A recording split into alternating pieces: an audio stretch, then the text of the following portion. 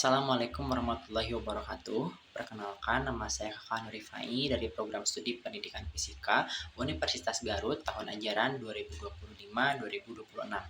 Di sini saya akan menjelaskan tentang pengertian etika, ruang lingkup etika, tujuan etika, kemudian prinsip dasar etika, dan sumber etika.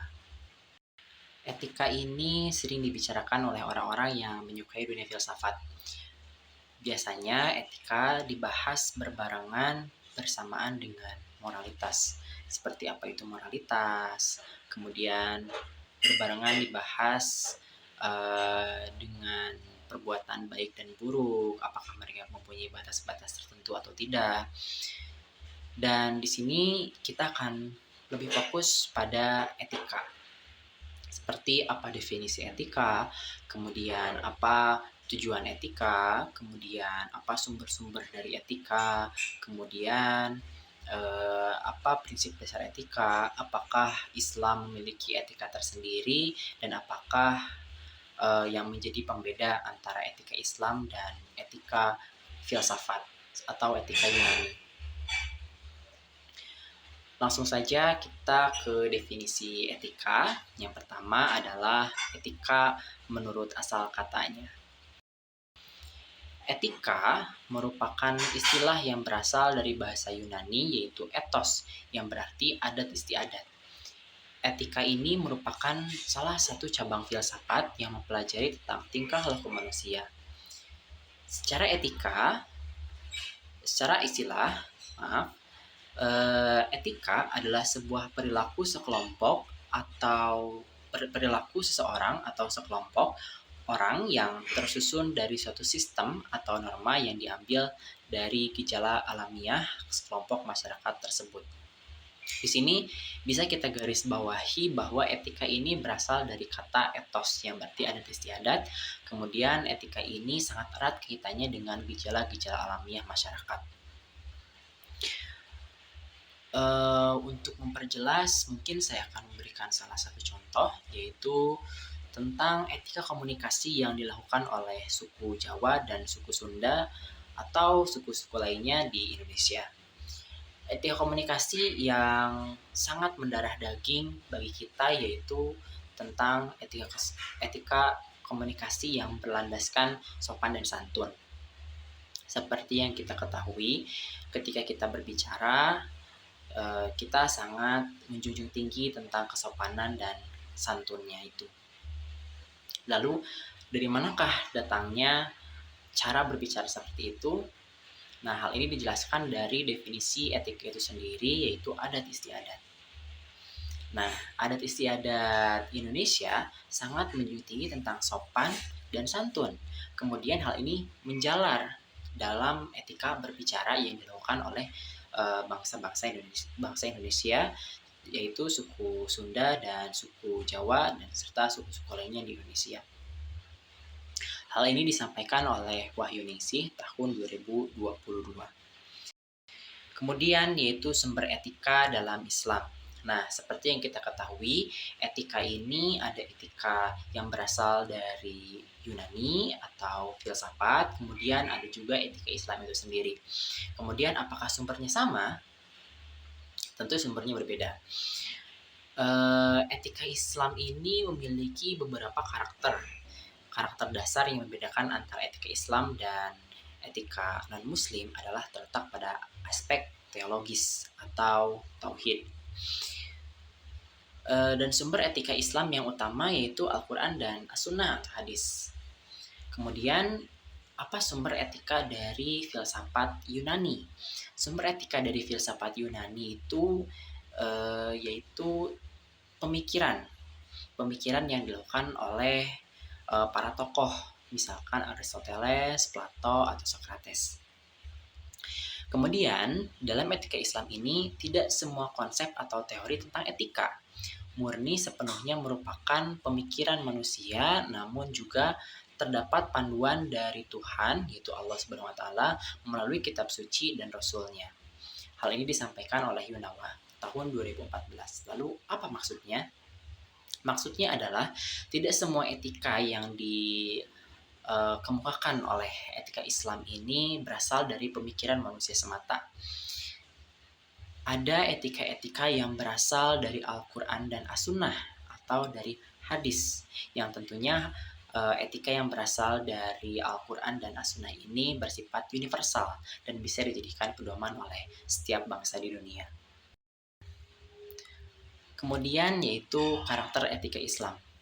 Seperti yang sudah saya paparkan, etika Islam ini memiliki beberapa karakter.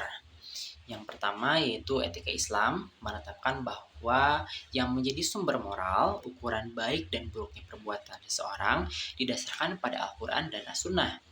Lalu yang kedua, etika Islam ini bersifat universal, dapat diterima dan dijadikan pedoman hidup oleh seluruh umat manusia, kapanpun dan dimanapun mereka berada. Kemudian yaitu prinsip-prinsip dasar etika. Prinsip-prinsip dasar etika ini dibagi menjadi 3. Yang pertama yaitu hablum minallah, atau hubungan baik antara manusia dengan Allah. Hal ini dicontohkan dengan ibadah. Kemudian hablum minanas, yaitu etika atau hubungan dengan sesama manusia. Nah, etika sesama manusia ini sangat dicontohkan oleh perilaku Nabi kita, yaitu Nabi Muhammad SAW, melalui 4 karakter utamanya. Kemudian yang terakhir yaitu hablum minal alam, yaitu hubungan manusia dengan alam.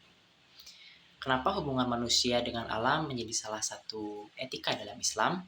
Karena menurut saya etika Islam ini sangat memegang teguh tentang kondisi alam dimanapun dan kapanpun. Kemudian yaitu tujuan dari etika. Etika dalam Islam mencakup aspek-aspek penting kehidupan sehari-hari, dan prinsip ini terdapat dalam Al-Quran dan hadis. Dengan mengamalkan nilai-nilai etika Islam, umat muslim diharapkan dapat menciptakan masyarakat yang penuh toleransi, saling menghormati, dan hidup dalam harmoni sesuai dengan ajaran agama mereka. Etika Islam bukan hanya sekedar norma, tetapi juga merupakan sebuah panduan konkret untuk membentuk karakter yang lebih baik. Hal ini disampaikan oleh Cahyono 2024. Kemudian yaitu ruang lingkup etika. Ruang lingkup etika ini terbagi menjadi beberapa bagian. Yang pertama yaitu etika religius atau beragama. Etika religius atau beragama ini membahas tentang bagaimana seorang beribadah, bersolawat, menegakkan syariat, dan menghindari maksiat. Yang kedua yaitu etika individual. Nah, etika individual ini yang berkaitan dengan kewajiban dan sikap seseorang terhadap dirinya sendiri. Dalam Islam misalnya adalah tentang kejujuran. Lalu kemudian yaitu etika sosial. Yang ketiga. Nah, maksud dari etika sosial dalam konteks ini adalah lebih kepada etika hubungan antara manusia dengan sesamanya. Pada etika sosial ini dapat kita pecah menjadi beberapa etika lagi dengan unit yang lebih kecil, seperti etika keluarga, etika persahabatan, etika bermasyarakat, dan etika bernegara. Kemudian yaitu etika lingkungan. Etika lingkungan yaitu persoalan etika yang memahami tentang pandangan manusia tentang alam, berikut tumbuhan dan juga hewan di dalamnya. Eksplorasi etika lingkungan ini cukup mendesak bila melihat isu-isu krisis lingkungan yang tengah banyak terjadi. Misalnya deforestasi dan krisis sampah. Hal ini disampaikan oleh Hakim dan Yuwono tahun 2025. Berikut adalah sumber yang saya gunakan untuk membuat video kali ini. Yang pertama yaitu dari Cahyono 2024, Etika dalam Islam, Panduan dari Al-Quran dan Hadis, Lembaga Pengkajian dan Pengamalan Islam. Kemudian Hakim dan Yuwono 2025, Ruang Lingkup Etika Islam, Pemetaan dan Peluang Kajian Akademik, Al-Mikraj, Jurnal Studi Islam dan Humaniora. Kemudian Wahyu Ningsih 2022 Konsep Etika Islam, Konsep Etika dalam Islam, Jurnal An-Nur, Kajian Pendidikan dan Ilmu Keislaman. Kemudian dari Yuwana 2014 Karakteristik, Sumber dan Karakteristik Islam, Magister of Islamic Philosophy. Terima kasih atas perhatiannya. Saya Kakak Anwar Rifai, mohon undur diri. Mohon maaf bila ada kesalahan dalam tata bahasa.